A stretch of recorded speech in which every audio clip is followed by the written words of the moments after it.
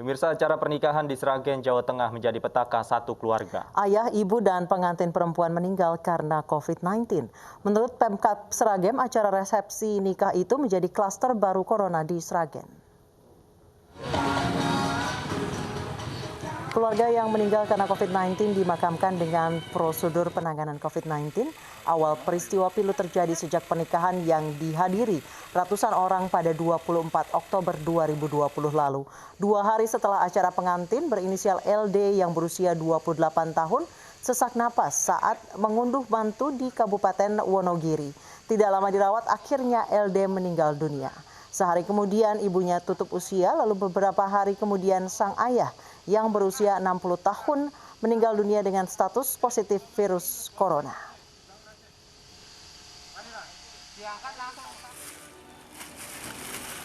Untuk mensosialisasikan kejadian ini, seluruh perangkat RT dikumpulkan di balai desa dan dibagikan masker dari desa. Setelah adanya klaster hajatan ini, Dinas Kesehatan Kabupaten Sragen sudah 113 warga yang menjalani swab karena melakukan kontak erat dengan keluarga pengantin. Dan kami mengumpulkan warga yang mempunyai kontak erat lah dengan suasana hajatan itu. Jadi ada 113 warga yang di swab, tracing dilakukan dengan warga yang mempunyai kontak erat. Kemudian kami sendiri karena perangkat desa dan dekat dengan hajatan, dekat dengan lokasi, kami perangkat desa 9 orang. Jelang Maulid Nabi dan pernikahan Putri Rizik Syihab, Direktorat Lalu Lintas Polda Metro Jaya menerjunkan 150 anggotanya untuk mengatur arus lalu lintas. Sementara panitia menyatakan akan menerapkan protokol kesehatan walau kerap terjadi pelanggaran dalam kerumunan.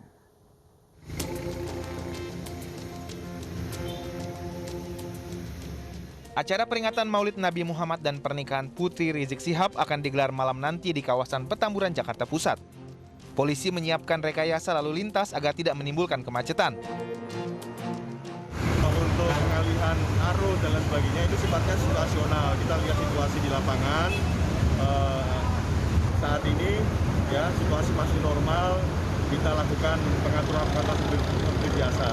Nanti apabila kemudian terjadi peningkatan arus lalu lintas, maka nanti pengalihan arus lalu lintas ini sifatnya situasional. Untuk antisipasi potensi kemacetan dan kerumunan, Ditlantas Polda Metro Jaya menurunkan 150 anggotanya di titik-titik vital untuk mengatur lalu lintas. Sementara panitia peringatan Maulid Nabi Muhammad dan pernikahan Putri Rizik Syihab mengatakan akan menerapkan protokol kesehatan selama acara. Ingin secara maksimal menjalankan protokol kesehatan. Di antaranya kita mesti mencuci tangan ya dengan hand sanitizer. Ini juga dari kelurahan sudah disediakan toren-toren untuk mencuci tangan. Kemudian juga kita jangan berjabatan tangan, jaga jarak. Terus juga kita ingatkan untuk selalu memakai masker. Jangan lupa bawa masker. Bahkan saya anjurkan kepada seluruh tamu undangan agar bawa masker cadangan. Sebelumnya acara-acara yang dihadiri Rizik Syihab kerap mengundang kerumunan dan kemacetan, serta banyak pelanggaran protokol kesehatan. Tim Liputan iNews melaporkan. Dan pemirsa, untuk mengetahui kondisi terkini lalu lintas di sekitar lokasi pernikahan anak Rizik Syihab, sudah ada rekan kami Baby Kristami di daerah Petamburan, Jakarta Pusat. Baby, saat ini menunjukkan pukul 17 kurang 10 menit. Seperti apa kondisi lalu lintas di sana? Apakah mulai ada penutupan jalan? Selamat sore Anissa, Davi, dan juga pemirsa. Jelang pernikahan putri keempat Habib Rizik Syihab, yaitu Syarifah Najwa Syihab, yang akan dilaksanakan pada pukul 18 waktu Indonesia Barat nanti, terlihat bahwa memang volume kendaraan yang melintas di area sekitaran Jalan KS Tubun ini mulai terus meningkat. Jika tadi sore sekitar pukul 4 terlihat bahwa ramai lancar, namun saat ini sudah mulai adanya terjadi kemacetan di sekitaran Jalan KS Tubun. Meski demikian, pada saat ini belum ada penutupan yang dilakukan oleh pihak kepolisian, namun memang sudah bersiaga dari pihak Polda Metro Jaya yang melancarkan jalannya lalu lintas di sekitaran Jalan KS Tubun. Memang beberapa persiapan ini sudah dilakukan, seperti dibentangkannya tenda sepanjang 200 meter, lalu juga ada pemasangan lampu tadi kami melihat. Selain itu pemasangan speaker di sekitaran tenda yang juga mengarah ke kediaman Habib Rizik Syihab di Jalan Petamburan 3. Ini juga sudah terbentang tenda yang mengarah ke kediaman Habib Rizik.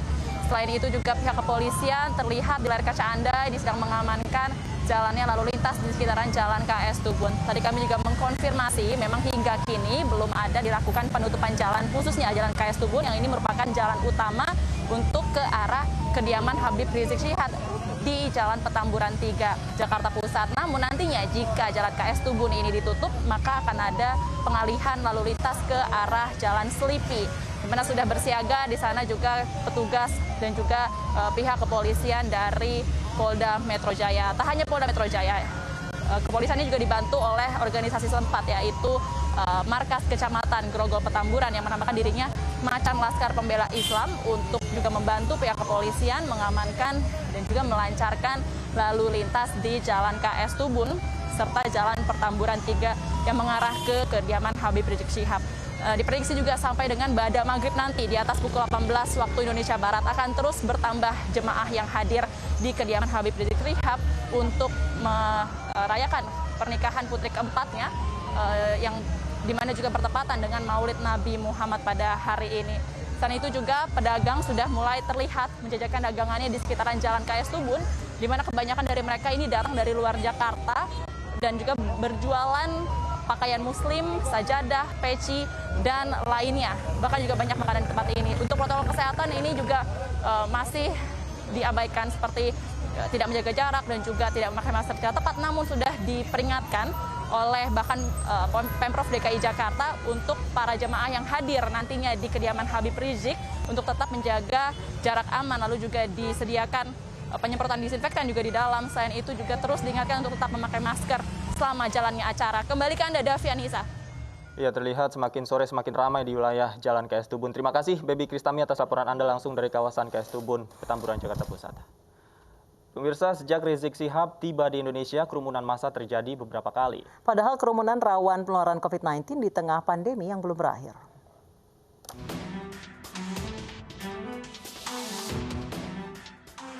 Pandemi COVID-19 masih terjadi di Indonesia. Hingga saat ini belum diketahui sampai kapan pandemi COVID-19 akan berakhir. Namun pelanggaran protokol kesehatan masih saja terjadi. Di antaranya kerumunan yang terjadi saat pimpinan FPI Rizik Syihab tiba di Indonesia 20 November 2020. Banyaknya simpatisan Rizik Syihab yang tidak menjaga jarak dikhawatirkan menimbulkan klaster penyebaran virus corona.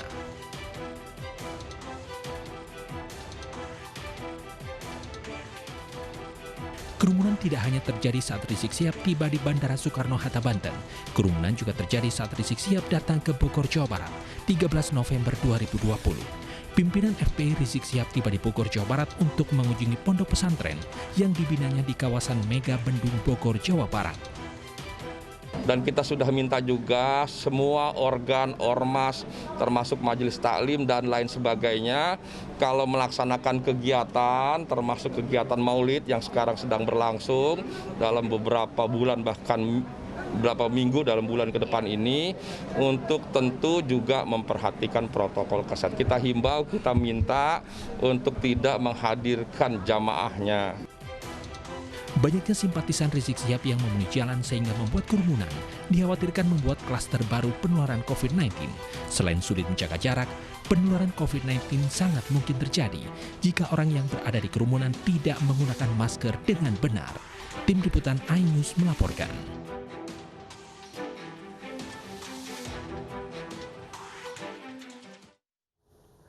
Dan untuk membahas kekhawatiran munculnya klaster baru akibat kerumunan termasuk kerumunan massa menyambut Rizik Syihab dan di pernikahan putrinya malam nanti, kita sudah bergabung dengan epidemiolog Universitas Griffith Diki Budiman dan Ketua Panitia Pernikahan Putri Rizik Syihab Haris Ubadillah. Selamat sore Pak Diki dan Pak Haris. Selamat malam Mas Davi, Mbak Anissa. Assalamualaikum Pak Haris. Waalaikumsalam warahmatullahi wabarakatuh. Baik, saya ingin ke Pak Haris terlebih dahulu. Pak Haris, bagaimana ini, apakah penerapan protokol kesehatan dalam pernikahan Putri Rizik Syihab nanti malam, apa sudah dipertimbangkan, apa-apa saja yang akan diterapkan? Baik, kami selaku mewakili dari panitia peringatan Maulid Nabi besar Muhammad SAW sudah mengupayakan pelaksanaan protokol kesehatan sejak sebelum acara, saat acara, dan setelah acara. Jadi sebelum acara kita buat himbauan, ajakan kepada seluruh masyarakat yang akan menghadiri peringatan Maulid Nabi besar Muhammad Sallallahu Alaihi Wasallam agar melaksanakan protokol kesehatan yang 3M. Yang pertama adalah mencuci tangan. Kita alhamdulillah kita sudah ada sediakan di beberapa titik, lebih dari 10 titik itu kita sediakan toren untuk mencuci tangan. Juga hand sanitizer yang dalam bentuk spray. Kemudian juga kami himbau kepada seluruh masyarakat untuk menjaga jarak, dalam arti tidak berjabatan tangan. Dan kemudian yang ketiga, kami juga ajak dan kami himbau kepada seluruh masyarakat untuk memakai masker. Bahkan saya informasikan juga kepada masyarakat bahwa lebih bagus lagi kalau kita bawa masker cadangan. Karena mungkin nanti masker kita rusak atau jatuh, atau mungkin kita lihat ada orang sebelah kita yang belum pakai masker, itu kita berikan masker yang kita bawa. Jadi kita lebih menekankan protokol kesehatan yang lahir dari kemauan diri sendiri. Baik, Pak Kira-kira Haris, jika seperti lihat itu. ada beberapa waktu lalu ada acara yang dihadiri oleh Bapak Rizik Syihab, kemudian penjemputan Bapak Rizik Syihab, masa tidak bisa terbendung. Hari ini apakah Bapak bisa menjamin Betul. kerumunan massa seperti itu tidak terjadi lagi? Kalau mengenai masalah kerumunan massa, itu kita tidak bisa menjamin luapan rasa rindu masyarakat terhadap Habib Rizik Syihab. Bahkan saat penjemputan Habib Rizik Syihab di bandara, kami dari Front Pembela Islam itu tidak membentuk panitia penjemputan. Tapi sebagai bentuk tanggung jawab Front Pembela Islam, sebagai organisasi yang dilahirkan oleh imam besar kami, yaitu Habib Rizik Syihab, kita menyediakan tenaga laskar, juga para duat, para ustadz, para habaib, para kiai, untuk memimpin masyarakat agar mereka itu bisa dengan tertib melaksanakan penyambutan Habib Rizik sesuai dengan protokol kesehatan. Di antaranya kita membacakan tadarus Quran, pembacaan maulid, pembacaan ratib, munajat, doa, dan segala macam. Tujuannya adalah supaya masyarakat itu bisa secara tertib menjalankan protokol kesehatan. Jadi dengan berdoa tidak akan tertular COVID gitu ya Pak ya, maksudnya ya? Bukan dengan berdoa kita memohon kepada Allah yang Maha Kuasa. Itu artinya menunjukkan kelemahan kita sebagai hamba manusia.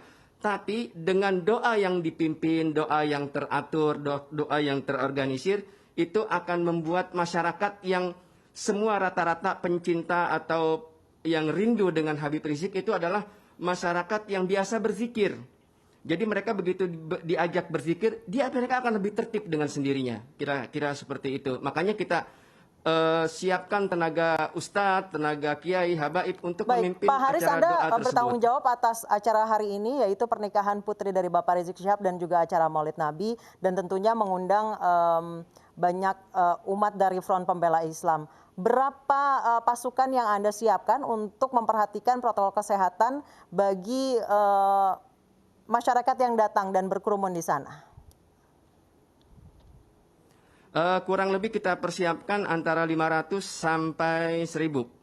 500 sampai 1.000 orang untuk menertibkan di sana ya Pak ya? Iya.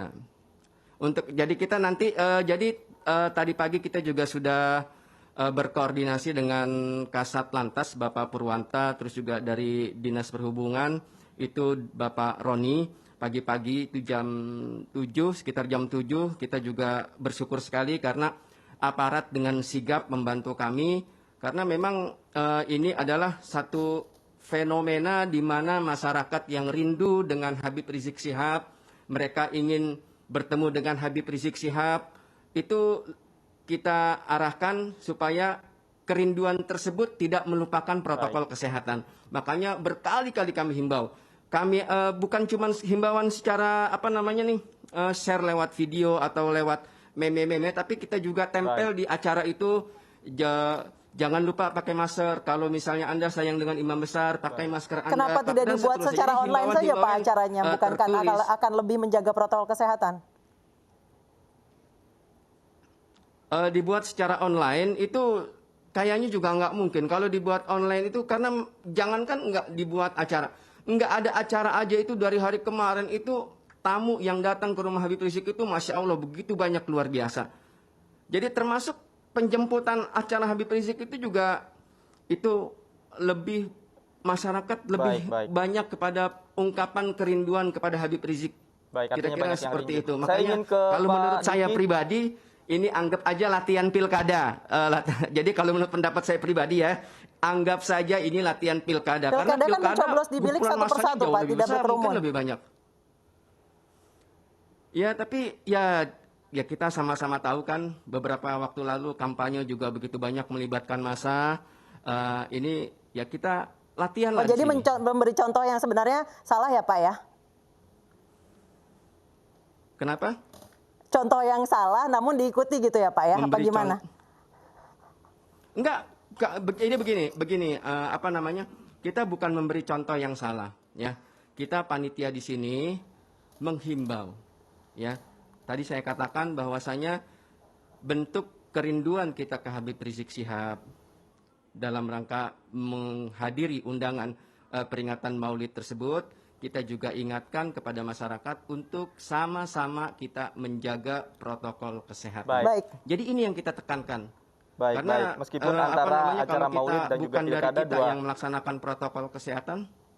Baik. Meskipun antara acara Maulid Nabi dan Pilkada ini dua kegiatan yang berbeda. Saya ingin ke Mas Diki. Mas Diki tadi dikatakan bahwa ada 500 sampai 1000 panitia yang disiagakan. Itu baru panitianya saja, belum jamaah yang hadir di sana. Bagaimana potensi penyebaran COVID-19 jika memang ratusan orang atau ribuan orang hadir di dalam satu tempat secara bersamaan?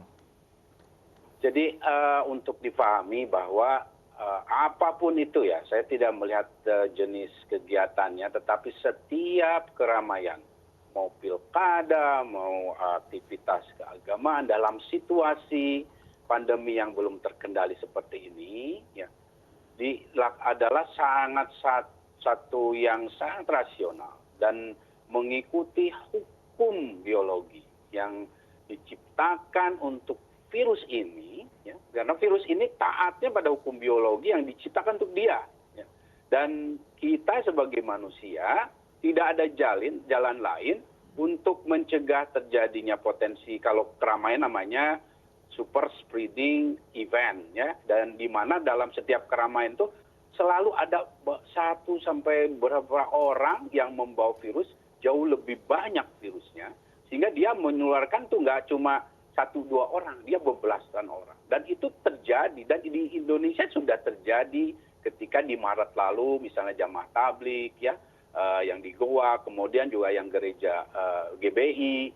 Nah, termasuk di luar negeri juga sama, semua tidak melihat agama, tidak melihat lokasi, hukum ini terjadi. Dan apa yang terjadi dalam potensi yang terjadi dalam kegiatan malam ini pun ya akan sama. Karena apa? Karena orang yang, apalagi ini malam, ya, sulit sekali. Kalau malam itu sulit sebagaimanapun kita menjaganya. Pertama karena memang kapasitas testing kita ini kan rendah nih. Orang yang berkeliaran ini sudah pasti tidak bisa kita pastikan dia aman atau tidak membawa virus. Itu udah masalah pertama. Sehingga karena ini tidak terkendali, nah kemudian ada kegiatan yang sifatnya banyak, apalagi ini adalah dalam situasi yang padat dan malam, tentu akan sulit sekali sebanyak apapun. Tapi setidaknya ada ikhtiar memang. Nah inilah, dalam kaitan inilah saya, karena tadi Kang Haris menyinggung masalah pilkada, saya dari awal, apapun itu, kita pemerintah punya kewajiban harus melakukan regulasi pembatasan kegiatan massal, ya, yang melibatkan aktivitas massal, tidak boleh pandang bulu, karena ini untuk kepentingan masyarakat, sehingga ini akan diikuti oleh semua komponen masyarakat. Tapi di sisi lain, masyarakat, komponen masyarakat, civil society ataupun ormas-ormas besar, apalagi Pak Habib Rizik punya begitu banyak pengikut, akan sangat punya tanggung jawab moral untuk memberikan contoh teladan dan himbauan, ya, yang diikuti dengan sebetulnya kalau harapan saya dengan implementasi misalnya dengan virtual, gitu, virtual. Karena ya masyarakat kita ini memang sebagian besar memang ya dengan berbagai macam alasan memang ya sulit dibendung. Baik, Pak Diki, kalau Anda melihat seberapa besar sih Pak kepatuhan masyarakat Indonesia terkait protokol kesehatan, kalau memang kita melihat dari sejak beberapa bulan yang lalu mulai ada demonstrasi, kemudian saat ini juga berkumpul karena katanya rindu dengan Bapak Rizik Syihab.